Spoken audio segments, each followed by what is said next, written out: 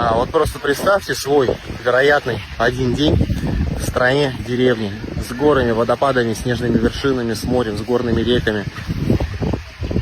Жизнь в автономном поселке, с солнечными батареями, с электротранспортом на территории, с банями.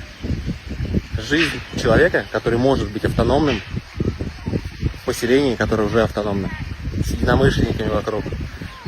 И то состояние, те ощущения, те чувства, эмоции, впечатления, которые вы будете дарить себе, окружающим, своим близким. Это стоит всех денег мира.